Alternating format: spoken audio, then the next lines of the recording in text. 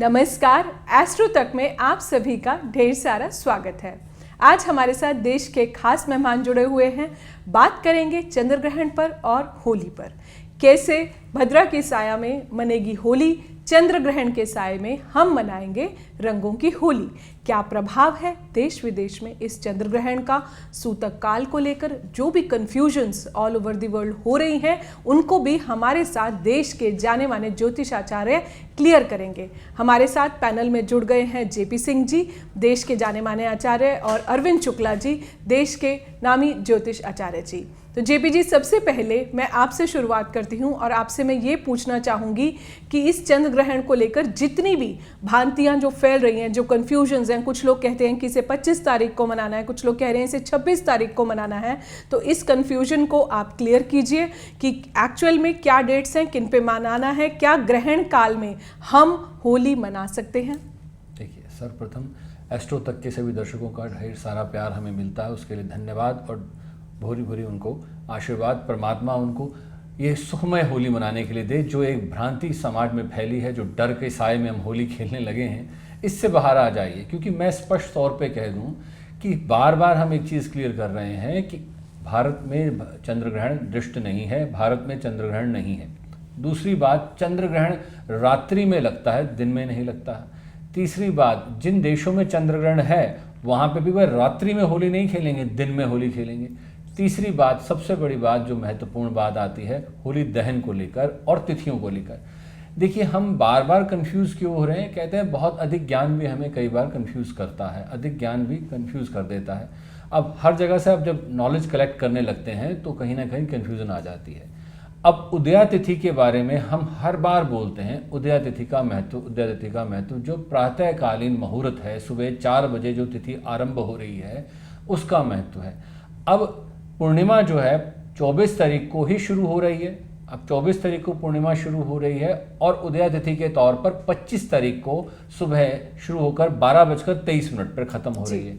अब ऐसी स्थिति में खास तौर पर आप ये समझ लीजिए कि होलिका दहन रात्रि में होगा, क्योंकि जो भद्रा है वह सुबह 9:23 से शुरू होकर रात्रि 10:27 तक रहेगी। अब ऐसी स्थिति में होलिका दहन 10:27 के बाद होगा और जो होलिका खेलने के लिए आप बात कर रहे हैं वो 25 तारीख को होगा। तो दोनों चीज़ें बिल्कुल क्लियर हैं। हाँ, ओवरसीज़ के लिए जो खास तौर पे बाहर बैठे हैं, कनाडा, अमेरिका, जहाँ ग्रहण है, तो उनको भी चिंता करने की आवश्यकता नहीं, उनके लिए भी मुहूर्त क्लियर हैं। हाँ, अपने पंचांग के आधार पर तिथि समझ लीजिए। कारण क्या है, जो 12 घंटे पीछे हैं उनकी डेट भी पीछे चल रही है, तो उसको ज़रा आप गूगल से या किसी से भी विद्वान से पूछ सकते हैं और उसको क्लियर कर सकते हैं।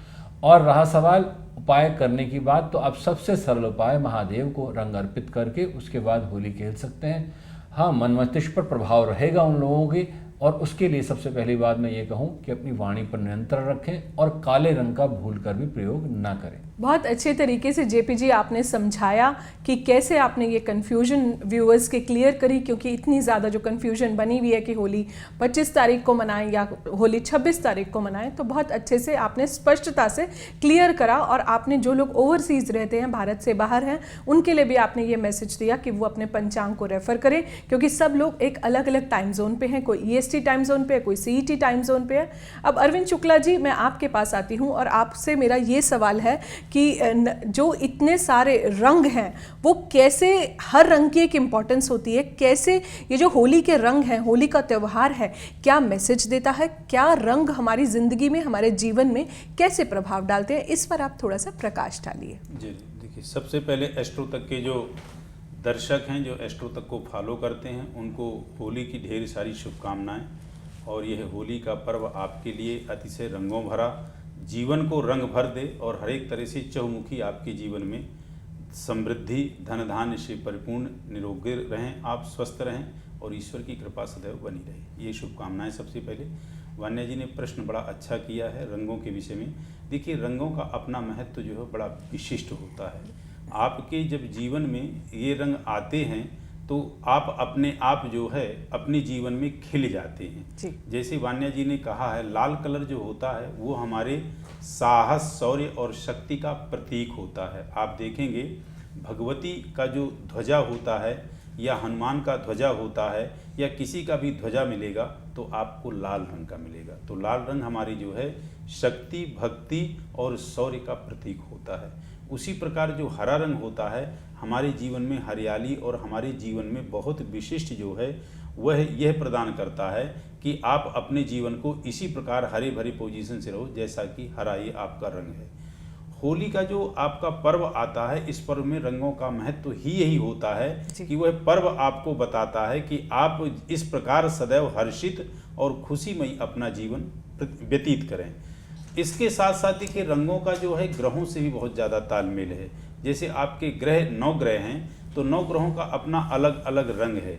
और जैसे मान लीजिए कुंडली के हिसाब से मैं आपको 9 ग्रहों के हिसाब से बता दूं रंगों का, उसमें बान्या जी आपके रंग भी पूरे हो जाएंगे और ग्रहों का भी व्यक्तियों को हो जाएगा। जैसे मान लीजिए कि आपकी जन्म कुंडली में सूर्य पीड़ित है, आप राशि अनुसार एक एक रंग को बताते जाइए कि कौन से रंग से जो है होली खेल सकते हैं। हाँ जी जरूर, मैं राशि और जो है ग्रहों के हिसाब से दोनों के हिसाब से बता देता हूँ। तो उसमें राशि का भी हो जाएगा और ग्रहों का भी हो बिल्कुल जाएगा। ठीक। जैसे मान लीजिए कि मेष वृश्चिक कयोर भौमा, मेष और वृश्चिक राशि के अधिपति मंगल हैं। कन्या मिथुन योर बुधा, कन्या और मिथुन के बुध हैं। शुक्रो वृष तुलाधिपा, शुक्र जो है वृष और तुला के हैं। तो अब मैं इसमें क्रम से आपको बताता हूँ। मेष राशि का जो कलर होता है वो लाल कलर होता है। और लाल कलर अभी थोड़ी देर पहले मैंने यही बता रहा था कि शौर्यता का, आपके भक्ति का, आपके साहस का और आपके सौभाग्य का प्रतीक होता है। देखिए जब भी किसी सौभाग्यशाली गृहिणी की, या दूसरे शब्दों में कहें कि सौभाग्य का जब भी उसके जीवन में क्षण आता है तो वह जो है लाल रंग से पूरित होती है। अर्थात उसका जो ब्रह्मरंध्र है उस ब्रह्मरंध्र में लाल कलर जो है प्रवेश करता है। तो लाल कलर जो है हमारी सौभाग्यता का प्रतीक है। और ये जिनकी मेष राशि है वो लाल कलर के जो साथ जो है अपने होली को खेलें, उस कलर का अपने जो है आप में जो है यूज करें और लोगों को भी लगाएं। तो उनका जो है एक तो मंगल ग्रह अच्छा होगा, बलिष्ठ होगा, और दूसरी उनकी राशि में ये रंग सूट करता है। अब दूसरा बता देते हैं आपको, शुक्रो वृष तुलाधिपा। शुक्र जो है वृष और तुला के अधिपति हैं, जिनकी वृष राशि है और जिनकी कुंडली में शुक्र ग्रह अरिष्ट है, खराब है, वो यदि सफ़ेद रंग का जो है प्रयोग करते हैं, सफ़ेद रंग का इस्तेमाल करते हैं, तो निश्चित रूप से उनके जीवन में जो है हर तरह से शुक्र ग्रह की शांति होगी और उनके जीवन में जो है शुक्र उनको पॉजिटिव, और जो शुक्र जिन जिन चीज़ों का कारक है, भोग का कारक है, लग्जरी लाइफ का कारक है, आदि आदि चीज़ें वो प्रदान करेगा। इसी प्रकार मिथुन और जो बुध का मिथुन और कन्या का जो अधिपति है, कन्या मिथुन योर बुधा, तो कन्या और मिथुन का अधिपति बुध है। तो कन्या राशि वाले जो है हरे रंग का प्रयोग करें, अपने स्वयं के भी और लोगों के साथ हरे रंग की जो है व्यवहार में लें, उनको हरे रंग का गुलाल लगाएं, हरे रंग का उनके ऊपर जो है। अरविंद जी कहते हैं कि हरे रंग का रिलेशनशिप्स और रिश्तों से भी बहुत अधिक महत्व है। जी। क्या आप थोड़ा सा बताएंगे कि कैसे हम हरे रंग से अपने जीवन के रिश्ते, रिलेशनशिप्स जो हैं वो उनको हम और बेटर कर सकते हैं और ज़्यादा अच्छा कर सकते हैं एक मैरिटल लाइफ को? बिल्कुल अच्छा कर सकते हैं। देखिए हरा जो होता है ना, तो हरे के विषय में एक कहते हैं कि जैसे गणेश जी को दूर्वा जो चढ़ती है वो हरी होती है जी। उसी प्रकार हरे रंग के विषय में कहते हैं कि हरा हमारे जीवन में हर चीज हरी भरी कर देता है। जो चीज हमारे जीवन में सूखी होती है, नीरस होती है, हम कहीं जो है तो नीरस हैं, सूखे हुए हैं, कुछ चीज़ें हमारी प्राप्ति नहीं हो पाती। मतलब दूसरे शब्दों में कहूँ कि जैसे हमारी फसल हरियाली में जब होती है तो चहुमुखी जो है आनंद का माहौल होता है। हाँ, चहुमुखी हमारे जो है जीवन में सुखद का माहौल होता है और हमें आशा होती है कि हमारे जीवन में ये हरियाली कुछ ही क्षणों के बाद हमें जो है धन धान्य के रूप में परिवर्तित कर देगी। तो हरा रंग रिश्तों को भी बहुत मजबूत करता है, क्योंकि हरा रंग बड़ा प्रिय है, हरा रंग बड़ा प्यारा है।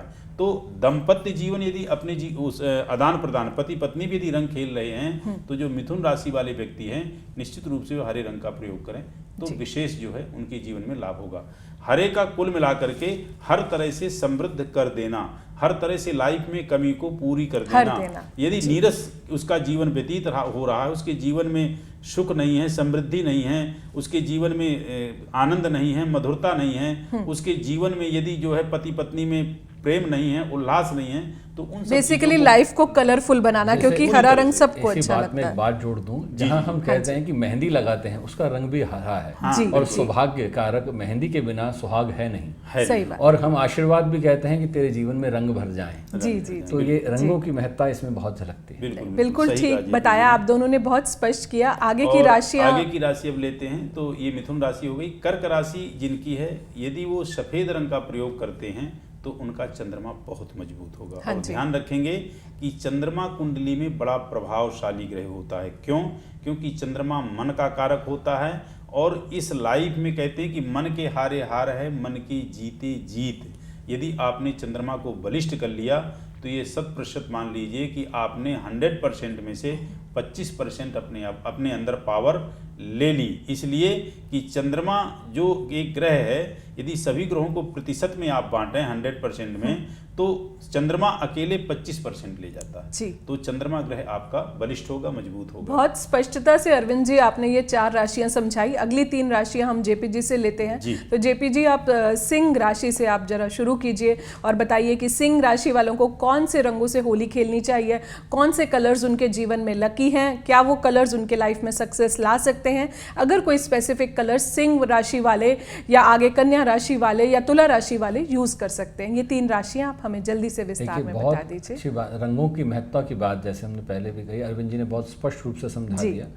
अब देखिए, सिंह राशि वाले लाल रंग का प्रयोग कर सकते हैं, केसरी रंग का प्रयोग कर सकते हैं, और साथ ही सबसे महत्वपूर्ण बात अगर आप समझ लें कि कन्या राशि वाले व्यक्ति, फिर हरे रंग की बात आ जाती है, हरे रंग का प्रयोग कर सकते हैं। हरे रंग के साथ में वह बैंगनी रंग का भी प्रयोग कर सकते हैं, क्योंकि कन्या राशि जो है द्वितीय राशि है, बुध उच्च के हो जाते हैं, या बैंगनी रंग भी इस्तेमाल किया जाता है। जी।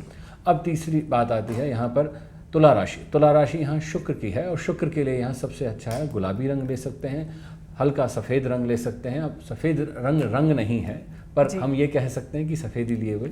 और ख़ास तौर पे इसके बाद वृश्चिक राशि लाल रंग के भी प्रयोग कर सकते हैं आप, साथ में इसके यहाँ पर केसरी रंग भी प्रयोग कर सकते हैं। अब आते हैं धनु राशि में आप पीला रंग प्रयोग कर सकते हैं, पीले रंग के साथ में आप यहाँ पर जो है हल्का गुलाबी रंग भी यूज़ कर सकते हैं। अब इसके साथ में आ जाती है यहाँ पर धनु राशि के बाद मकर राशि। अब मकर राशि के लिए नीला रंग प्रयोग कर सकते हैं, पर मैं फिर आपसे अनुरोध करूँगा कि भूल के भी काला रंग प्रयोग नहीं करिएगा, क्योंकि चंद्र ग्रहण की बात जब हम कर रहे हैं तो मन का कारक है, और मन के कारक में खास तौर पे काले का दुरुपयोग माना जाता है। काला रंग यहाँ पर उनकी अशांति देता है, तो इसलिए काले रंग का बिल्कुल भूल के प्रयोग नहीं करेगा। अक्सर देखते हैं लोग दूसरों के मुंह पे काला लगा देते हैं, और काला रंग जो है एनवायरनमेंट में और में भी बहुत नेगेटिविटी जो है एब्जॉर्ब करता है, और कहीं ना कहीं एक डार्कनेस और उदासी और सैडनेस का भी जो है काला रंग माना जाता है। बिल्कुल ठीक बात आपने कही। अब मकर राशि के साथ में कुंभ राशि की बात कर लें, तो कुंभ राशि वाले व्यक्ति भी यहाँ नीले रंग का प्रयोग कर सकते हैं, आसमानी रंग का प्रयोग कर सकते हैं,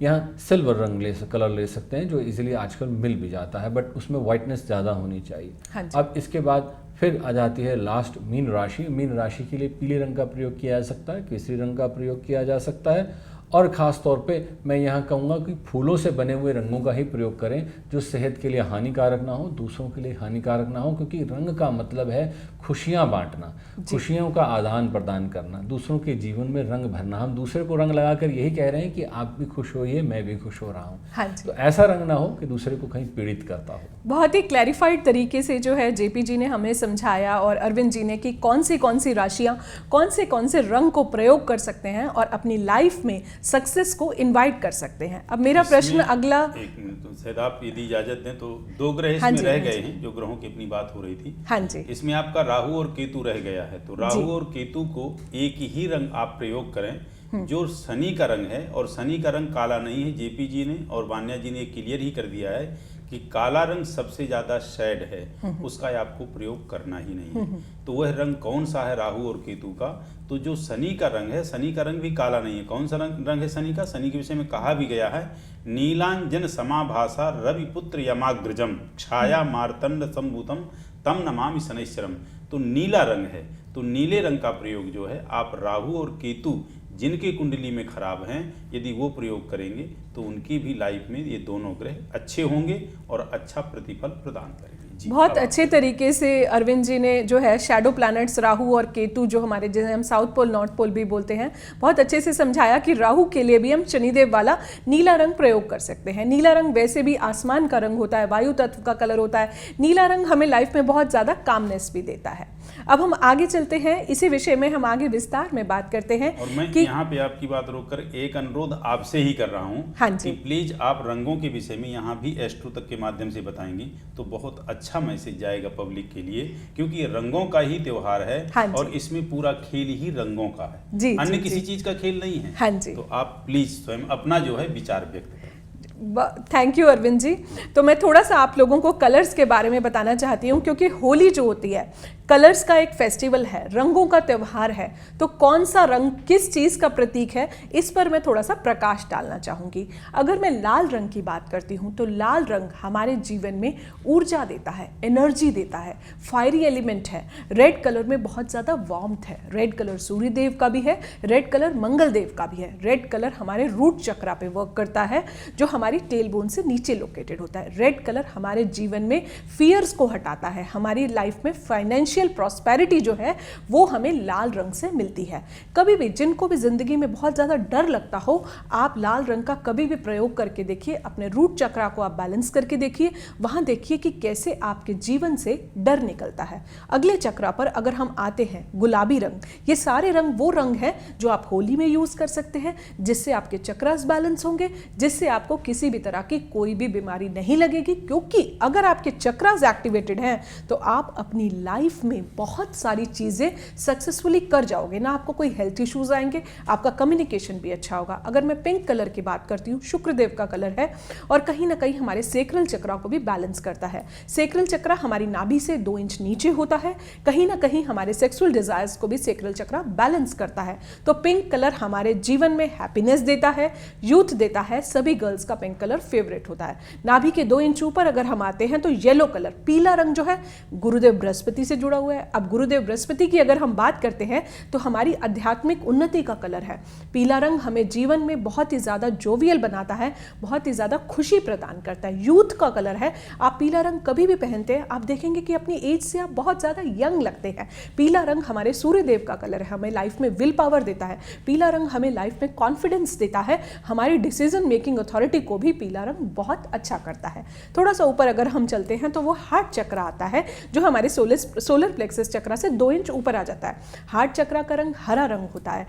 हरा रंग न्यूमरोलॉजी, अंक ज्योतिष में भी आप देखते हैं बीच में आता है। नंबर 5 को डिनोट करता है, बुध देवता को डिनोट करता है, बैलेंस को डिनोट करता है, वेल्थ को डिनोट करता है, फाइनेंशियल एबंडेंस को डिनोट करता है, हमारे रिलेशनशिप्स को डिनोट करता है। कहीं भी, जैसे अरविंद जी ने अभी बड़े प्यार से एक्सप्लेन किया था कि हरियाली हम सबको जीवन में अच्छी लगती है, तो हरा रंग हम सबको अच्छा लगता है। हर चीज़ की फाइनल ग्रीटिंग करने के लिए, जिसे हम आइसिंग ऑन द केक बोलते हैं, हम हरे रंग को स्प्रिंकल करते हैं। तो कहीं ना कहीं हरा रंग हमें लाइफ में कंप्लीट करता है, हमारे रिश्तों को अच्छा लगता है।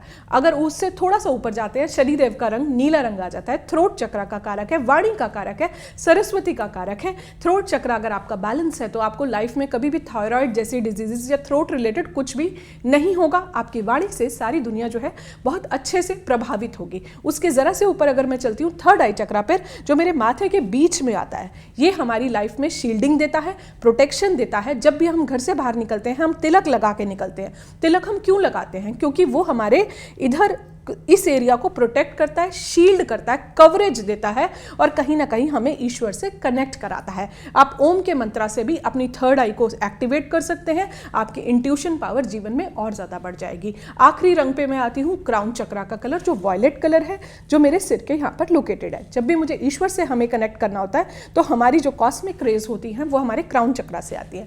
क्राउन चक्रा हमें जीवन में रिचनेस देता है। क्राउन चक्रा का जो कलर है वो है वॉयलेट, वो भी ईश्वर का ही कलर है, शनिदेव का रंग है। ओम से आप अपने क्राउन चक्रा को जो है एक्टिवेट कर सकते हैं। तो बेसिकली हमने ये देखा कि होली में जो है हमें डार्क कलर्स ना यूज करके हमें ब्राइट कलर्स यूज करने हैं। अब मैं जल्दी से अपने अगले सवाल पर आती हूँ। तो अगले सवाल अरविंद जी, मैं आपसे ये पूछना चाहूंगी कि क्या इस चंद्र ग्रहण का प्रभाव भारत में तो नहीं है, लेकिन जिन भी यूरोपियन कंट्रीज, अमेरिका में, जहां भी इस चंद्र ग्रहण का इंपैक्ट है, और अगर उस सूतक काल के टाइम पर लोग होली खेलते हैं तो क्या उस पर कुछ नेगेटिव प्रभाव आए आएगा? आप प्लीज़ इस पर थोड़ा सा प्रकाश डालिए। जी जी जी, बहुत अच्छा आपने प्रश्न किया बाहरी व्यक्तियों के लिए। लेकिन सबसे पहले आपका धन्यवाद कि जितने अच्छे से कलर के विषय में आपने एक्सप्लेन किया। शायद जो भी एस्ट्रो तक के माध्यम से सुन रहे होंगे तो आपको बड़ा गहरा नॉलेज, बड़ी गहरी जो है तो ज्ञान मिल गया और इसकी नॉलेज मिल गई कि कल नहीं परसों जो आप रंगों को जो खेलेंगे तो इसका लाभ बहुत अच्छे से उठा लेंगे। और निश्चित रूप से रंगों का महत्व तो हमारे जीवन में बहुत ही विशिष्ट होता है। लोग कहावत में कहते हैं ना कि भैया मैं तो हरा भरा हूँ, तो मैं हर एक तरह से हरा भरा क्या हुआ, मैं तो रंगों की भांति खिला हुआ हूँ। तो रंगों का महत्व अपने आप में विशेष है। अब आपने जो बात की ग्रहण के विषय में, तो वान्या जी ये तो बात सच है कि ग्रहण पड़ रहा है, चंद्र ग्रहण, और ये विदेशों में है और इसका प्रभाव भी अच्छा खासा है। इसलिए अच्छा खासा है क्योंकि चंद्र ग्रहण जब पड़ता है तो व्यक्ति सूर्य ग्रहण में इतना व्यक्ति को हानि नहीं पहुंचती जितना चंद्र ग्रहण में पहुंचता है। क्यों पहुंचता है? क्योंकि चंद्रमा सीधे व्यक्ति के मन से कनेक्ट होता है। चंद्रमा मनोबल को निर्बल करता है। कुंडली में यदि चंद्रमा किसी के बैठा हो शनि के साथ तो वो विष योग बनाता है। चंद्रमा यदि राहु के साथ बैठा हो तो ग्रहण योग बन जाता है। चंद्रमा यदि सूर्य के साथ बैठा हो तो क्षीण योग बन जाता है। तो कहने का तात्पर्य कि यदि चंद्रमा पीड़ित हुआ कुंडली में तो व्यक्ति निश्चित रूप से पीड़ित हो जाता है। पूरा खेल कुंडली का, अब देखिए जितने भी आप लाइव देख लें सुबह, जिसे मान लीजिए कुछ लाइव आते हैं, कुछ रिकॉर्डेड आते हैं, राशिफल बताते हैं, किसका गेम है? चंद्रमा का। चंद्रमा के ही गोचर से सारी जितने ऊंचे स्तर के प्रश्न कुंडली के विशेषज्ञ बैठे हुए हैं सब चंद्रमा पे। तो चंद्रमा का खेल बहुत ज्यादा आधारित है। और चंद्रमा को यदि किसी ने मजबूत कर लिया तो अन्य ग्रह उसके कमजोर भी होंगे तो भी वह जीत जाएगा। कैसे जीत जाएगा? जो कहते हैं ना कि मन, क्योंकि वो मेंटली उतना स्ट्रांग होगा। यस, मेंटली स्ट्रांग मतलब जो है मजबूत हो जाता है। और कहते हैं ना कि यदि मान लीजिए व्यक्ति मन से मजबूत हो गया तो वो हारी हुई बाजी को भी जीत के बता देता है। बिल्कुल ठीक। तो अगला जिनका जो ग्रहण का, मैं उस बात को कंप्लीट कर देता हूं प्लीज, कि जो ग्रहण बाहर जिन कंट्रियों में पड़ रहा है, पहली बात तो अपने टाइमिंग के हिसाब से आप देख लीजिएगा कि क्योंकि कहीं पे 12 घंटे का अंतराल, सब जगह टाइम जोन अलग है, कहीं पे 7 घंटे का। तो नेट में आजकल सब टाइमिंग जो है आप लोगों को अवेलेबल मिल जाएगा। बाई द वे ना मिले तो ऐसा नहीं है, वहाँ भी पंडित जी लोग हैं और पत्रा के आधार पे वो टाइम टेबल आपको बता देंगे कि ग्रहण काल कब है और सूतक काल कब से लग रहा है। तो जब मूल ग्रहण काल हो उस टाइम पे तो भूल करके भी आप जो है किसी भी पोजीशन पे कुछ करेंगे ही नहीं। लेकिन शायद हो सकता है विदेशी जो है लोगों का रहन सहन है, शायद लेट नाइट सो रहे हैं या लेट जो है रात्रि में ऐसा कुछ कर रहे हैं, तो उस टाइम पे आप ध्यान देंगे अपने खाने पीने का भी, और ध्यान देंगे कि हर्ष और उल्लास की भांति आप ये रंगों का खेल नहीं खेलेंगे, होली नहीं खेलेंगे। क्यों? क्योंकि देखिए जिस वक्त हमारा अधिपति, हमारा देव, हमारा ग्रह, हमारा पूज्य पीड़ित अवस्था में हो उस वक्त हमें उनके नामों का जाप करना चाहिए, पाठ करना चाहिए, ध्यान करना चाहिए, ना कि हर्ष उल्लास के साथ हमें जो है इन चीज़ों का जो है भोग करना चाहिए। तो इस चीज का ध्यान देंगे। दूसरा ये है कि चंद्र ग्रहण कहीं भी किसी भी कंट्री में होगा, वो होगा ही रात्रि में, दिन में तो होगा ही नहीं। ठीक, तो आपको दिन में बड़े हर्ष के साथ जो है होली खेलना है। लेकिन चंद्र ग्रहण पड़े तो उसमें कुछ चीज़ों का आप ध्यान रखें, जैसे कि अपने खाने में यदि वहाँ आपके पास तुलसी अवेलेबल हो तो तुलसी डाल दीजिए, यदि कुशाग्र है तो कुशाग्र डाल दीजिए। फिर उस खाने को यदि आपका कुछ लोग ऐसे होते हैं कि वहाँ आपका फास्ट फूड ज़्यादा इन चीज़ों का जो है चल रहा है तो वो फ्रिज में यदि जो रखा हुआ है तो उसमें भी आप ये चीज़ें डाल के अगले दिन भी आप प्रयोग में ला सकते हैं। और गंगा जल यदि आपके घर में रखा है तो सुबह आप यदि सब कुछ वस्तुएं अपनी नहीं ज़्यादा पवित्र शुद्ध कर पाते हैं तो गंगा जल छींट देंगे, उतनी मात्र से शुद्धिकरण आपके घर की हो जाएगी। ये जो रहने वाले विदेश में हमारे भारतीय नागरिक हैं, जो विदेश में रहने वाले इन चीज़ों को मानते हैं, ये उनके लिए कह रहा हूँ। और मान लीजिए कि आपका कोई टाइमिंग ऐसा है कि बस ग्रहण की पोजीशन जो है समाप्त होने वाली है और सुबह होने ही वाला है, तो आप विधिवत जो है विधिवत स्नान करें। स्नान करके बाकायदे कुछ ना कुछ जो है दान के रूप में जो भी अवेलेबल हो, किसी भी गरीब को, असहाय का आप जो है तो दान दे दें।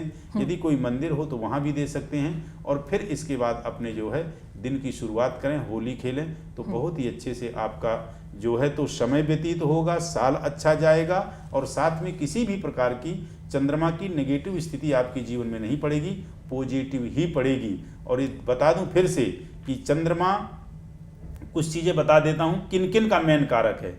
चंद्रमा सबसे अधिक कारक है मन का और जल तत्व का।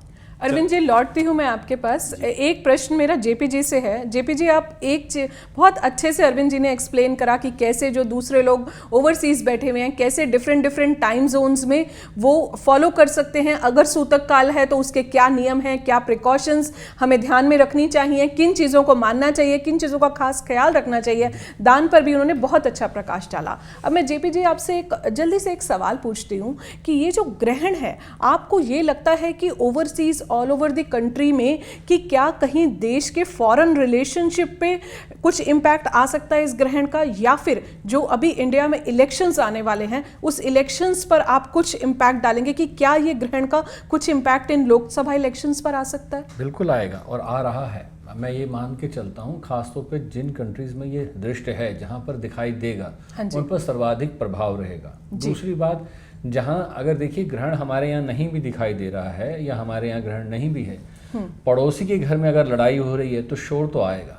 हाँ जी। दूसरे घर में आग लगी है तो वहाँ से आपको कहीं ना कहीं प्रकाश आएगा, सेक आएगा, कुछ ना कुछ आपको प्रभाव मिलेगा। तो उसी तरह से जब वातावरण में ग्रहण है तो उसका प्रभाव तो निश्चित तौर पर आएगा ही आएगा। हाँ, तो मन मस्तिष्क पर जिस तरह अरविंद जी ने बहुत सुंदर तरीके से बता दिया कि किन चीज़ों का कारक है। अब जल तत्व का कारक है तो जल से होने वाला प्रभाव, यानी कि जल की आपूर्ति पूरी नहीं होगी या जल के लिए कलह ये उत्पन्न हो जाती है, मानसिक उद्वेग पैदा होता है तो उनके लिए लड़ाइयाँ। तो इसलिए निश्चित तौर पर इसका प्रभाव पूरे भारतवर्ष पे भी है और विदेशों में तो है ही है, क्योंकि जहाँ दृष्ट है, जहाँ दृष्ट है उस पर तो सर्वाधिक प्रभाव है, पर निश्चित तौर पर हमारे पे भी आएगा। क्योंकि ये हो नहीं सकता कि चंद्रमा अगर प्रभावित हो रहा है तो आप वहाँ से बचे रहेंगे, आप उससे अछूते नहीं हैं, आप भी उससे जुड़े हुए हैं। क्योंकि नवग्रह सबके लिए उतने ही मान्य हैं, जितने चाहे विदेशों में हो चाहे भारत में हो। तो इसलिए हमें उतना ही उसको मान के चलना चाहिए, अपनी वाणी पर नियंत्रण रखना चाहिए, जल स्रोतों का ध्यान रखना चाहिए, अपने घर में भी जल का प्रयोग बड़े ध्यान से करना चाहिए। और आज की तारीख में अगर आज के दिन की बात करें तो आज जल दिवस ही है कि जल के लिए हम यहाँ कहते हैं कि जल का संचय करें, उसको संभाल के इस्तेमाल करें। भारत सरकार भी कहती है आने वाले 2030 तक जल संकट भारत में समाप्त होने वाला है, इसलिए ध्यान रखिए, जल का महत्व समझिए। क्योंकि वैसे भी वास्तु में भी कहते हैं कि जल, अगर पानी हम वेस्ट करते हैं तो इसका मतलब हम इमोशंस जो हैं नेगेटिव, पॉजिटिव इमोशंस जो हैं हमारे घर से बाहर निकलते हैं। तभी कहते हैं कि घर के सारे टैप्स को ठीक करा लो, कोई भी टैप जो है वो लीक नहीं होना चाहिए, पानी वेस्ट नहीं होना चाहिए, पानी का कभी भी हम तिरस्कार ना करें। तो बहुत अच्छे से जेपी जी ने समझाया कि किस हिसाब से हमारे जो है फिनेंशियल इम्पैक्ट आ सकता है, या इलेक्शंस हैं तो हमारे देश पर क्या इम्पैक्ट आ सकता है। अगला सवाल मेरा फिर से अरविंद जी से है। मैं अरविंद जी, मैं आपसे ये पूछना चाहती हूँ कि क्या इस चंद्र ग्रहण का कुछ फॉरेन रिलेशंस से कुछ इम्पैक्ट होगा? क्या कुछ कंट्रीज के आपस में रिलेशनशिप, स्पेशली अमेरिका में जो है इस ग्रहण का काफ़ी ज़्यादा इम्पैक्ट है। आप स्विट्जरलैंड को ले लें चाहे इटली को ले लें, तो आपको ऐसा कुछ लगता है कि फॉरेन रिलेशनशिप्स पर कुछ इम्पैक्ट आएगा? बान्या जी, बड़ा बढ़िया प्रश्न किया। निश्चित रूप से आएगा, क्योंकि देखिए ग्रहण माने होता है ग्रसित होना जी, ग्रहण माने होता है पीड़ित होना।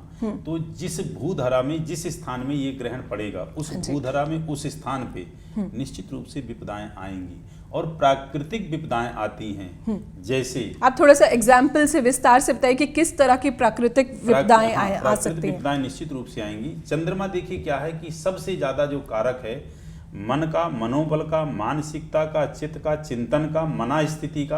तो देखिए जिन जिन कंट्रियों में ये ग्रहण पड़ रहा है उन कंट्रियों में व्यक्ति स्ट्रेस से भरा रहेगा, व्यक्ति मानसिक तनाव से जो है भरा रहेगा।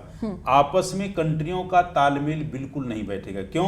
क्योंकि मन की स्थिति उनकी मेल खाएगी ही नहीं। बिल्कुल ठीक। हाँ। वहां का जो पीएम बोल रहा है या वहां का जो है सीएम बोल रहा है, उनकी मतलब वो थॉट्स मिसमैच होगा। बिल्कुल बिल्कुल मिलेंगे ही नहीं, उनके वो विचार ही नहीं मिलेंगे। और जब विचार नहीं मिलते हैं तो क्लैश होता है, क्लैश होता है। तो ये चीज निश्चित रूप से होगी। और प्राकृतिक आपदाएं, जिसको कहते हैं कि अचानक कोई भी आपदा आ जाए, तो अब क्योंकि ये जो ग्रहण है ये प्रकृति के ऊपर पड़ रहा है और प्रकृति के नीचे से वो चीजें फिर उत्पन्न होती हैं। तो कहीं जो है ज्वाला का फूटना, कहीं बहुत ज्यादा जल का अप्रलय होना, कहीं बहुत ज्यादा सूखा का हो जाना, कहीं जो है अपने आपके में भूकंप का हो जाना, आदि आदि चीजों का ये प्राकृतिक आपदाएं निश्चित रूप से आएंगी। और प्राकृतिक आपदाओं से ज्यादा जो चीज आनी है वो आनी है मन स्थिति का तालमेल ना होना, क्योंकि चंद्रमा मन का कारक है। तो जो आपस में राजनीतिक व्यक्ति हैं, जो ऊंचे ओहदे पे बैठे हुए व्यक्ति हैं, वो ऐसे ऐसे निर्णय लेंगे कि ऑटोमेटिक कलह क्लेश की स्थिति बनती चली क्यों? क्योंकि मन से कोई मेल ही नहीं है। तो इसका प्रभाव, आपने जो क्वेश्चन किया बिल्कुल सही क्वेश्चन किया, और आप ये नोट कीजिएगा कि इसका प्रभाव 100% पड़ना है। सौभाग्य से यह स्थिति भारत में ग्रहण नहीं है, हालांकि इस साल भी 2024 में 2 सूर्य ग्रहण हैं, 2 चंद्र ग्रहण हैं, लेकिन वो भारत में नहीं है, टोटल विदेश में है। लेकिन जब एक ही चीज है पूरे भूमंडल में और वो पड़ रही है, तो उसका थोड़ा बहुत प्रभाव यहाँ भी आएगा। तो अभी आप देखोगे कि राजनीति दल में, क्योंकि मन का ये कारक है, तो राजनीति दल में यहाँ भी बड़ी भयंकर जो है भूचाल, थोड़ी बहुत पोजीशन आपको देखने को मिलेगी। तो ये स्थितियां निश्चित रूप से बनेंगी। बहुत ही सुंदर तरीके से अरविंद जी ने एक्सप्लेन करा कि कैसे क्या क्या एग्जाम्पल्स के थ्रू उन्होंने हाई टाइड्स हो सकते हैं, लो टाइड्स हो सकते हैं, कहीं भी जो है प्रलय आ सकती है, कहीं बाढ़ आ सकती है, कहीं सूखा पड़ सकता है। तो कितने सारे वो नेचुरल कैलामिटीज़ हैं जो चीज़ें हमारे हाथ में नहीं है, लेकिन ग्रहण से उसका इम्पैक्ट आता है। अगला सवाल मेरा जेपी जी से है। जेपी जी, मैं आपसे ये पूछना चाहती हूँ, क्योंकि चंद्रमा हमारे मन का कारक है, और मन कहीं ना कहीं हमारा चंद्रमा जो है हमारे नर्वस सिस्टम से लिंक्ड है, हमारे पेट से लिंक है, हमारी एंग्जाइटी से लिंक है, हमारे डिप्रेशन से लिंक है। आप अगर यूरोप में देखते हैं तो ओवरऑल एंग्जाइटी डिप्रेशन के पेशेंट्स बहुत ज़्यादा, परसेंटेज बहुत ज़्यादा है। यूरोप में उदासी है, डलनेस है, सैडनेस है, आइसोलेशन है। तो आपको ये लगता है कि ये वाला जो चंद्र ग्रहण है वो उनके मन को किस तरह से इम्पैक्ट करेगा, और अगर करेगा तो वो उस इम्पैक्ट से कैसे अपने आप को बचा सकते हैं इस चंद्र ग्रहण के इम्पैक्ट से? आप थोड़ा सा एग्जाम्पल से वो रेमेडीज बताइए जो वो लोग इजीली कर सकते हैं। देखिए, बहुत उत्तम प्रश्न है आपका कि खास तौर पे ओवरसीज़ में चंद्रमा का प्रभाव क्यों अधिक मिलता है। क्योंकि अगर आप देखें डिवोर्सेस सबसे ज़्यादा ओवरसीज़ में क्यों होते हैं, उसका कारण है चंद्रमा कारक है माता का। हम माता से जितनी दूर हो जाएंगे, वहाँ 16 साल का बच्चा घर छोड़कर जॉब करने चला जाता है जी। यानी माँ से दूर हो जाता है, डिटैचमेंट वो जो है, वहाँ संस्कार कहीं ना कहीं छूट जाते हैं। हाँ, दूसरी बात, खास तौर पे ड्रग्स, नशे की लत में पड़ जाना, ये कब आता है? जब आदमी डिप्रेशन में जाता है। और ये सर्वाधिक आपको ओवरसीज में देखने को मिलता है।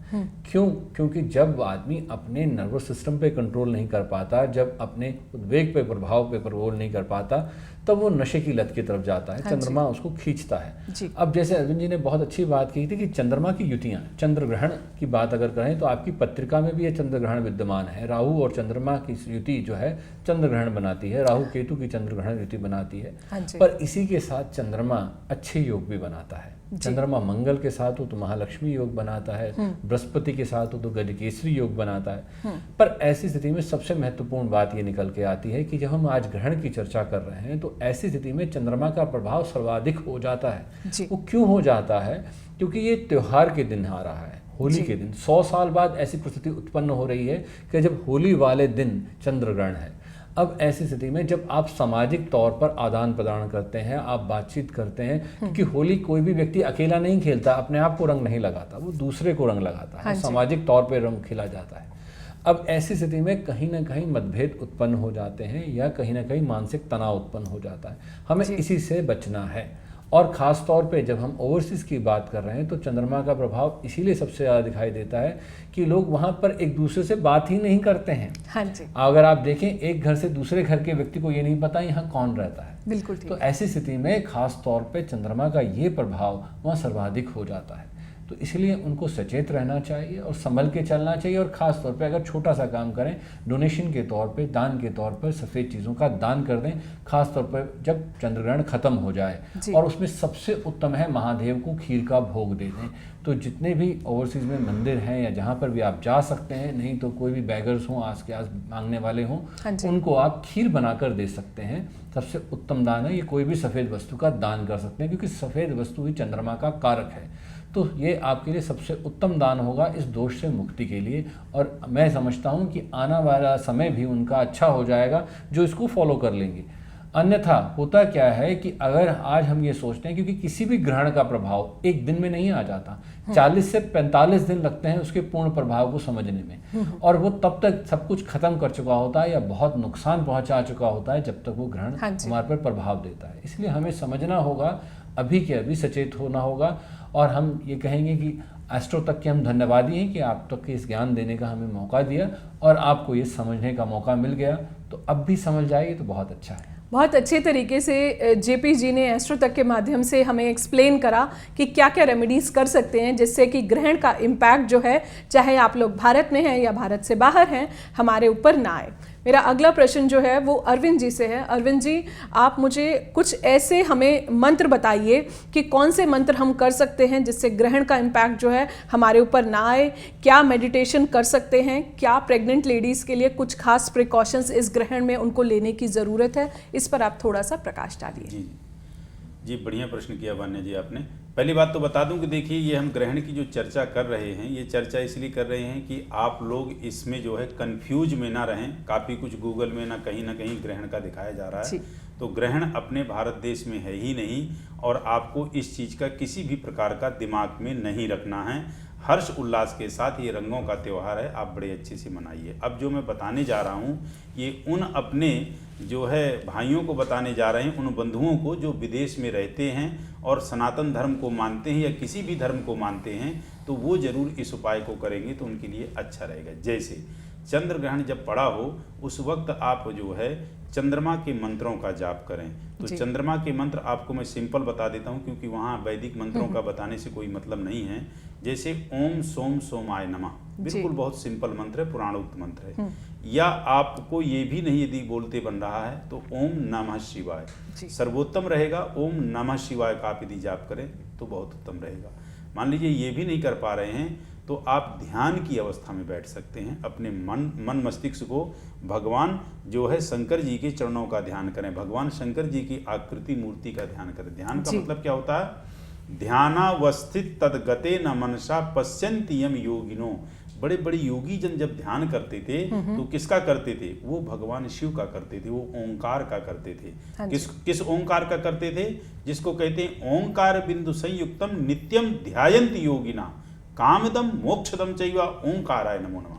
कामदम मोक्षदम चैवा, वह आपकी सभी कामनाओं को पूर्ण करता था और अंतिम में मोक्ष प्रदान करता था। कामदम मोक्षदम चैवा ओंकार बिंदु संयुक्तम नित्यम ध्यायन्ति योगिना। जो नित्य योगी लोग ध्यान जिसका करते थे वो ओंकार का करते थे। तो ओंग शब्द का आप जो है अपने मन में उच्चारण करके ध्यान में जा सकते हैं। इसके बाद जो आपने और कुछ कर सकते हैं वो, जैसे कि अभी जेपी जी ने तो बहुत अच्छे से बता दिया, चंद्रमा से रिलेटेड जो आपकी वस्तुएं हैं, जैसे सफ़ेद आपका जो है चावल हो गया, सफ़ेद वस्त्र हो गया, सफ़ेद आपके जो है फूल हो गए, सफ़ेद कलर का आपके जो फल में आते हैं वो, ये आदि आदि चीज़ें आप दान करें। और दान उनको करें जो असहाय हों, जो गरीब हों, जो निर्धन हों। और मान लीजिए पंडित जी वहाँ कोई आपको मिल जाते हैं, कुछ ऐसा है, तो उससे अच्छा और कुछ हो ही नहीं सकता। यदि और कुछ नहीं आसपास मिल पा रहा है तो गाय की ही आप इस चीज़ का जो है कुछ भी लेकर के, खीर है, आपके फल हैं, चावल आदि जो भी कुछ है, आप गाय को कर सकते हो। और ध्यान रखिएगा कि जब आपका चंद्रमा ऐसी स्थिति में हो, उस वक्त आपको जो है, मान लीजिए आपका चंद्रमा कुंडली में खराब है और ग्रहण पड़ा हुआ है, तो उस वक्त आप सोएं ना। उस वक्त आप जो है चंद्रमा के मंत्रों का जाप करें तो आपको विशेष लाभ मिलेगा। देखिए, बाहर विदेशों में क्या है कि ये ग्रहण पड़ रहा है और विदेशों में व्यक्ति क्या मन से बिल्कुल जो है क्या है, लुटा हुआ है, मन से बिल्कुल निर्धन है, मन से गरीब है। क्यों? क्योंकि उसके पास कोई सुख दुख बांटने वाला कोई है ही नहीं, बातें करने वाला। वो बिल्कुल बिल्कुल अपने आप को जो है अकेला महसूस कर रहा है। और एक चीज और बता दें वान्या जी, यदि जिंदगी की गहराई में जाकर के देखें तो श्रद्धा, विश्वास और प्रेम के सिवाय कुछ भी नहीं है। जिन व्यक्तियों के अंदर प्रेम है, सुहृद है, श्रद्धा है, वही कुटुंब के परिवार में मिलके रह रहा है।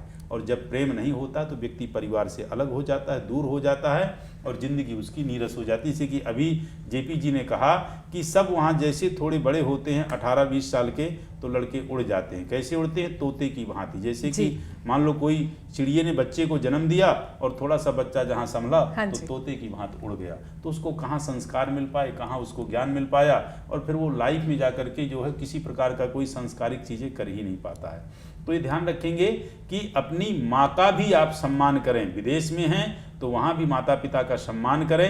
एक चीज़ ध्यान रखिएगा, जो हमारे साक्षात देवता हैं वो सिर्फ माता और पिता हैं, बाकी कोई साक्षात नहीं है। हम काल्पनिक पूजा करते हैं, राम ऐसे थे, कृष्ण ऐसे थे, और अभी शिव ऐसे थे, ये सब थे, हैं कोई नहीं, कल्पना की पूजा करते हैं और वो हैं, लेकिन जो साक्षात हैं वो आपके माता पिता हैं। और सोचिए वो माता पिता जो एक जननी 9 माह अपने गर्भ में रख करके बच्चे को जन्म देती है और ताउम्र जब तक उनकी अंतिम सांसें रहती हैं। आज भारत देश क्यों महान है? इसीलिए महान है कि यहाँ 90-95 साल की जो मदर है, 90-95 साल का जो फादर है, उसको अपनी चिंता नहीं है, अपने संतान की चिंता है। कल मेरा क्या होगा उसको अपनी चिंता नहीं है। मैंने पूरी जिंदगी जो है ऐसे सफ़र की और अब मैं जाने की वेला में हूँ, तो उनको अपनी चिंता नहीं है। मैं जाने की बेला में हूँ, लेकिन मेरा परिवार अच्छा होना चाहिए, मेरे बच्चे अच्छे होने चाहिए। इसीलिए भारत देश महान है। क्यों? क्योंकि ये संस्कार हमें पीढ़ी दर पीढ़ी मिल रहे हैं। ये संस्कार हमारे माता पिता हमें दे रहे हैं, यही संस्कार हम अपने बच्चों को देंगे। तो अब मैं एस्ट्रो तक के माध्यम से वहाँ ये बात मतलब अपनी बात वहाँ तक पहुँचाना चाह रहा हूँ कि जब ग्रहण काल हो तो उस वक्त आप जो है चंद्रमा के तो उपाय करें, लेकिन अपने माता पिता का सम्मान बड़े हृदय से करें, बड़े अच्छे से करें, तो निश्चित रूप से आपके जीवन में खुशहाली और आनंदमय जीवन व्यतीत होगा। कितने मधुरता से अरविंद जी ने बताया कि कैसे श्रद्धा, विश्वास, प्रेम, ये सब चीज़ें अगर हम अपने जीवन में लेके चलते हैं, और भारतवर्ष जो कि संस्कारों का देश है, जो कि एक कल्चर का देश है, जो कि एक कलर्स का देश है, तभी हमारा भारतवर्ष महान है। एस्ट्रो तक के माध्यम से हम एक मीनिंगफुल कितनी सारी चीज़ों को लेके आ रहे हैं कि होली हम क्यों मनाते हैं, क्या कैसे माता हमारे चंद्रमा जो है हमारी माता से लिंक्ड है, सूर्य हमारे पिता से लिंक है, हमारी आत्मा से लिंक है। अगर हम अपने माँ बाप का सम्मान करते हैं जो कि साक्षात देवताओं के रूप में है, और जो भी हम आराधना कर रहे हैं वो सब काल्पनिक है, तो कितने प्यार से उन्होंने समझाया। क्योंकि हमारे माँ बाप जो हैं, मैं ये मानती हूँ कि पूरा परिवार जो है वो हमारे ग्रह हैं। हमारा छोटा भाई हमारा मंगल है, पिता हमारे सूर्य हैं, चंद्रमा हमारी माता है, और जो हमारी बहन बेटियां हैं वो हमारे बुध ग्रह में आती हैं। शनिदेव जो हैं किसी भी बुजुर्ग उसमें हमारे घरों में आते हैं, हमारे दादा के रूप में आते हैं, हमारे नाना के रूप। तो हमारी फैमिली ही हमारे सारे ग्रह हैं। तो अगर हम इन्हीं को ही पूजा कर लें तो एटलीस्ट हमारे जीवन में जब तक ये हमारे साथ हैं, जब तक, तो हमें लाइफ में कभी गिल्ट नहीं रहेगा कि हमने अपने पेरेंट्स की सेवा नहीं करी। तो कितना अच्छा मैसेज अरविंद जी ने हमें इस चीज़ के माध्यम से समझाया। तो अपने रिलेशनशिप्स को आप जीवन में वैल्यू कीजिए, और कहीं ना कहीं देखेंगे आपके माँ की जो ब्लेसिंग्स है, आपके जो पिता की ब्लेसिंग्स है, आपको लाइफ में कहाँ से कहाँ लेके जाती हैं। जब आप सुबह उठकर उनका आशीर्वाद लेते हैं तो कहीं ना कहीं उनके कर्मा हमारे अंदर ट्रांसफर होते हैं, वो हमारे सिर पर हाथ रखते हैं। तो पैर छूना सिर्फ आप फॉर्मेलिटी मत कीजिए, आप दिल से, आत्मा से उनका सम्मान कीजिए, क्योंकि एक दिन हम भी उसी स्टेज पर आएंगे। आप इस चीज़ को समझिए, उनको अपने शूज़ में रख के देखिए। और पेरेंट्स जो हैं इतना सेक्रीफाइसिंग मोड में चलते हैं कि मेरे बच्चे खुश रहें, मेरे बच्चों को ये मिल जाए। तो आप अपने पेरेंट्स का जितना आप सम्मान करेंगे, उतने आपके ग्रह आपके जीवन में पावरफुल होंगे। ब्लेसिंग से आपकी लाइफ की सारी रुकावटें जो हैं वो आपके जीवन में दूर हो जाएंगी। एक आखिरी सवाल मैं अरविंद जी और जेपी जी से लेना चाहूँगी। तो जेपी जी, मैं आपसे ये पूछना चाहती हूँ कि ये जो होली है हमारे रंगों का त्यौहार है, बहुत सारे लोगों के साथ हम घृणा करते हैं, छोटी छोटी बातों पर नाराज़गी जो है हम उत्पन्न करते हैं, और वो कोल्ड वॉर पता नहीं कितने सालों साल जो है महीनों हमारे जीवन में चलता रहता है। तो होली कहते हैं कि एक ऐसा त्यौहार है जो रंग जो है उस नेगेटिविटी को जो है दूर कर देते हैं, दुश्मनों को जो है दोस्त बना देते हैं, प्यार का प्रतीक है, राधा रानी के प्रेम का प्रतीक है, जीवन में लव का प्रतीक है, कलर्स, दूसरों की जिंदगी में रंग भरने का जो है होली जो है ये त्यौहार है। तो कैसे जो लोग आपस में एक दूसरे से थोड़े से रिलेशनशिप्स ठीक नहीं होते, वो कैसे कलर्स के थ्रू इस गैप को जो है, इस डिस्टेंस को जो है वो कम कर सकते हैं, या हमेशा के लिए मिटा के फिर से प्यार के बंधन में बंध सकते हैं? देखिए, बहुत उत्तम प्रश्न है, पर बात यह है कि आज के सामाजिक परिवेश में अगर आप देखें तो लोगों में एक अहंकार की भावना है। वो दूसरी से प्रेम करना चाहते हैं, उससे बात सुधारना चाहते हैं, पर वो कहीं ना कहीं उसमें कहते हैं कि पहल मैं क्यों करूं जी। पर अगर आप पहल करें, होली के त्यौहार में एक चीज़ देखें, खास तौर पे ब्रिज में अगर आप देखते हैं तो वहाँ गुजिया बनाई जाती है, मिठाइयाँ बनाई जाती हैं, और मुंह मीठा करके फिर रंग लगाया जाता है। अगर आप भी अगर ऐसा कर लेते हैं तो मैं समझता हूँ कि हाँ, वो मिठास आपके जीवन में भी आ सकती है। तो लाल रंग का प्रयोग कर सकते हैं आप, गुलाबी रंग का प्रयोग कर सकते हैं, कारण क्या है कि यहाँ पर रंगों के महत्व की बात क्या है कि सीधी सी बात है, हम आशीर्वाद भी यही देते हैं, जैसे मैं पहले भी कह चुका हूँ कि आपके घर में रंग बरसें, आपके घर जो है रंगीन हो जाएं, आपके सपने रंगीन हो जाएं, आपके घर में खुशहालियाँ आ जाएं, रंग भर जाएं आपके जीवन में। हम क्या कहते हैं, किसी बच्ची को आशीर्वाद देते हैं, परमात्मा तेरे हाथ जल्दी पीले करे। अब पीले करे का मतलब क्या है, यहाँ पीला रंग नहीं है, यहाँ विवाहित जीवन की बात है। तो यहाँ संबंधों की हम पराकाष्ठा देखते हैं, प्रेम देखते हैं, उन चीज़ों को हम रंगों से ही जोड़ते हैं, कोरिलेट करते हैं। अब इस बच्ची के हाथ पीले करने होंगे, आपके घर में तो हरियाली छा गई है, आपको नोटों की हरियाली दिखाई देती है, क्या है, हर जगह हम रंग की ही महत्ता की तो बात करते हैं। तो इस स्थिति में इस त्यौहार को अगर जैसे आपने चाहा, मैं समझ सकता हूँ कि आपकी जो भावना है वो सौहार्द की है, आप चाहते हैं कि समाज में खुशियाँ आएँ, पर ये तभी होगा जब हम अपने अहंकार को एक कदम पीछे रखेंगे और सामने वाले के पास जाकर हम कहेंगे होली मुबारक हो, आपकी खुशियाँ दे परमात्मा, और उसको रंग लगाएंगे, मुंह मीठा कराएंगे। तो अगर ये कर लेते हैं तो निश्चित तौर पर आपके जीवन में भी सुख होगा। क्यों? क्योंकि जब आप दूसरे के लिए खुशी चाहेंगे तो आपको निश्चित तौर पर खुशी मिलेगी ही मिलेगी, अन्यथा आप दूसरे के लिए बुरा चाहेंगे तो आपका बुरा अपने आप हो जाएगा। तो इसलिए बेहतर है कि आप एक पहल करें और अपने संबंधों को सुधारें, क्योंकि वान्या जी आप जो चाह रही हैं, मैं समझ रहा हूँ कि समाज की परिस्थिति को देख के कह रही हैं, और बहुत अच्छी बात है। और मैं समझता हूँ अरविंद जी इस पर और प्रकाश डाल सकते हैं ग्रहों की दृष्टि से। और जेपी जी ने कितने अच्छे से बोला कि लॉ ऑफ अट्रैक्शन को अगर हम फॉलो करते हैं, जो हम जीवन में देते हैं वही हमें जीवन में मिलता है। तो अगर हम सुख बांटेंगे, प्रेम बांटेंगे, लव बांटेंगे, तो वही हमारे जीवन में रिफ्लेक्ट बैक होगा। और लॉ ऑफ अट्रैक्शन भी यही कहता है। और एक बात उन्होंने और कही, वो भी मुझे बहुत अच्छी लगी, कि कैसे हम अपनी लाइफ में अपने ईगो को कम करके कितने सारे रिलेशनशिप्स को इम्प्रूव कर सकते हैं। सॉरी बोलने से हम छोटे नहीं हो जाते, मैं इस चीज़ को मानती हूँ। लोगों को माफ़ करना, आप क्योंकि जितने महीने, जितने साल आप उस कोल्ड वॉर में जीते हैं, कहीं ना कहीं हम अपना ही नुकसान करते हैं, सामने वाले का कुछ नहीं होता, बस हम अपने आप को ही अंदर से किल करते हैं। तो जितना आप अपनी लाइफ से ये हेट्रेड की फीलिंग्स, नेगेटिविटी की फीलिंग्स, घृणा की फीलिंग्स, ईगो को थोड़ा सा कम रखेंगे, आपकी लाइफ उतनी सिंपल होगी। लाइफ इतनी कॉम्प्लिकेटेड है नहीं जितनी हमने अपनी लाइफ को बना रखा है। एक आखिरी सवाल मैं अरविंद जी से अभी करना चाहूँगी, क्योंकि चंद्रमा हमारे मन का कारक है, कहीं ना कहीं बहुत ज़्यादा साइकोलॉजिकल इम्पैक्ट जो है चंद्रमा का हमारे मन पर आता है। लेकिन आप आज की डेट में अगर आप देखते हैं, यूथ जो है इतना ज़्यादा डिप्रेशन में जा रहा है, क्योंकि शायद यूथ को नहीं पता कि हम अपने इमोशंस को कैसे हैंडल कर सकते हैं अगर उनका चंद्रमा चार्ट में खराब है। आप आज इतने छोटे छोटे बच्चों को देखेंगे, वो कहते हैं हम एंग्जाइटी में हैं, वो कहते हैं हम डिप्रेशन में हैं, चाहे वो उस एज ग्रुप के हैं जब उन्हें एंग्जाइटी डिप्रेशन की स्पेलिंग भी नहीं आती है। लेकिन आज सोशल मीडिया का इतना ज़्यादा उन पर एक्सपोजर है, हर चीज़ उनको हाथों में मिल रही है, तो इस तरह से जो इमोशनल इम्बैलेंस उनके हाथों में आ रहा है, और पेरेंट्स जो है जो उनकी हर डिमांड को पूरा कर रहे हैं, मैं ये चाहती हूँ आप एस्ट्रो तक के माध्यम से उस यूथ को एक मैसेज दें, ताकि वो अपनी लाइफ को, अपनी इमोशनल हेल्थ को थोड़ा सा बैलेंस कर सकें, और ताकि वो बहुत जल्दी एंग्जाइटी डिप्रेशन में ना जाएं, ना उनको मन से रिलेटेड किसी भी तरह का कोई डिजीज़ लगे, उनका इमोशनल हेल्थ अच्छा हो। जी जी जी, बहुत बढ़िया वान्या जी आपने कहा, जेपी जी ने कहा, सब कुछ सारांश कह दिया।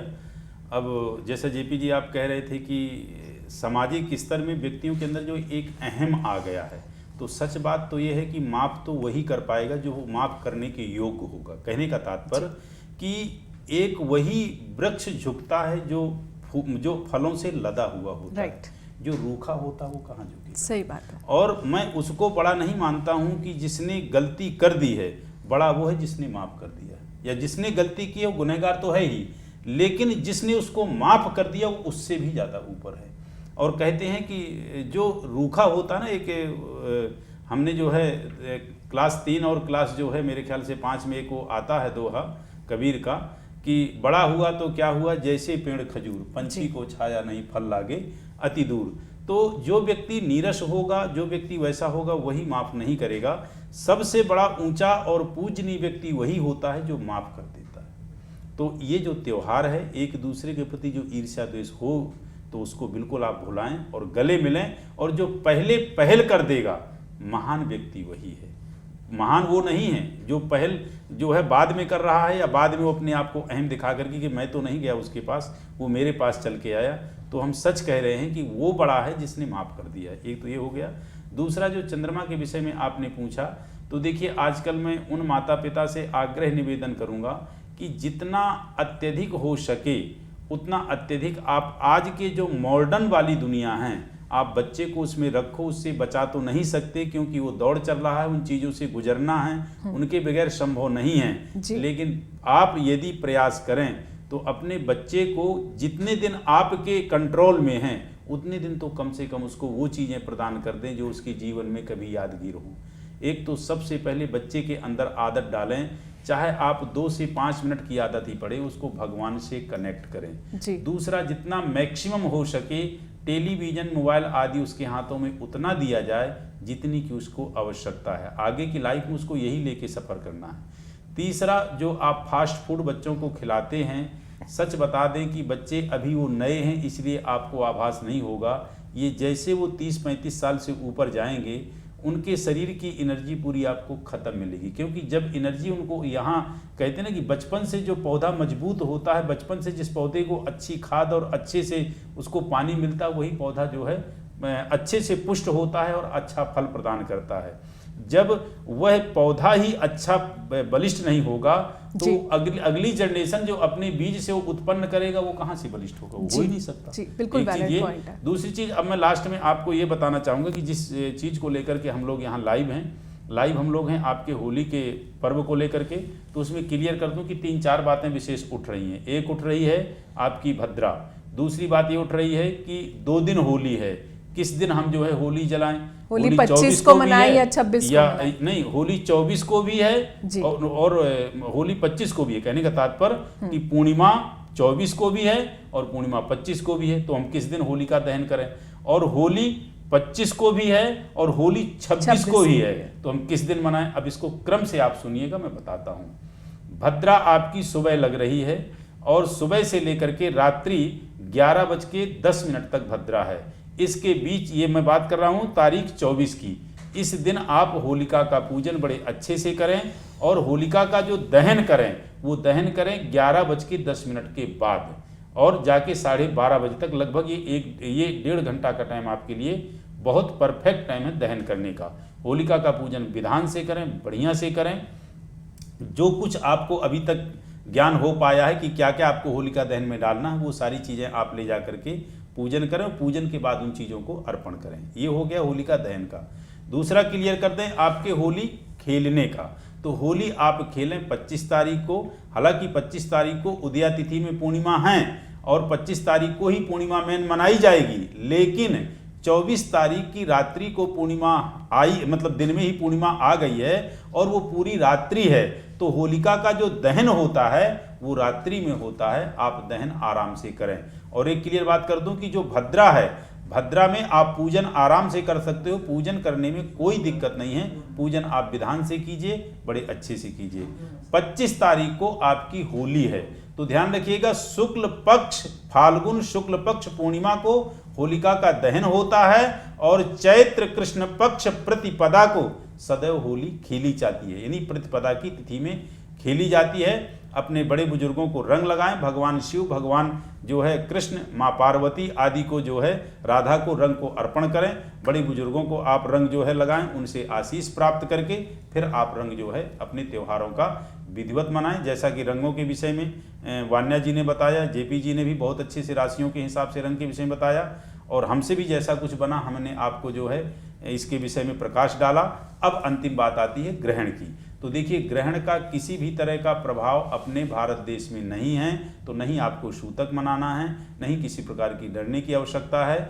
इन किसी भी चीज़ों से आप बाहर निकलें। और यदि कोई भी वीडियो में आपको ये कह रहा हो कि होली नहीं खेलना है, ग्रहण है, ऐसा है, तो मैं उन महान व्यक्तियों से निवेदन करूंगा कि कृपया आप पंचांग को उठा करके देखें कि ग्रहण है या नहीं। इस प्रकार की कोई भ्रांतियां आप ना दें, उससे आगे चल करके आपके भी ज्ञान को लोग कम समझेंगे और उसके साथ साथ जो है ये व्यक्तियों का त्यौहार भी थोड़ा सा फीका पड़ जाएगा। तो उन बंधुओं से, भाइयों से मैं निवेदन करूंगा कि ऐसा कोई ज्ञान ना दें। वान्या जी, बड़ा आभार आपका, आपने बहुत अच्छे से जो है ज्ञान दिया। और अरविंद जी ने बहुत अच्छे से स्पष्ट करा कि कैसे किन किन डेट्स में हमें होलिका दहन मनाना है, किन डेट्स में हमें जो है होलिका, जो कलर्स की होली है, जो रंगों की एक्चुअल होली है, वो हमें मनानी है। भद्रा का क्या इम्पैक्ट है, पूर्णमासी की तिथि कब तक है, और जो लोग भी ये भ्रांतियां फैला रहे हैं कि आप इस डेट को होली ना खेलें क्योंकि ग्रहण है, बहुत अच्छे से हम लोगों ने आपको क्लियर करा कि ग्रहण जो है उसका सूतक काल जो है भारतवर्ष में मान्य नहीं है। तो आपको ग्रहण से डरना नहीं है, घबराना नहीं है। ग्रहण में सिर्फ अच्छी चीज़ें अपने अंदर ग्रहण करनी है और जो नेगेटिव चीजें हैं वो हमें अपनी लाइफ से रिलीज करनी है। तो बहुत बहुत आप सभी का आभार, धन्यवाद and happy Holi to all of you. आप सभी को होली की हार्दिक शुभकामनाएं। हैप्पी होली।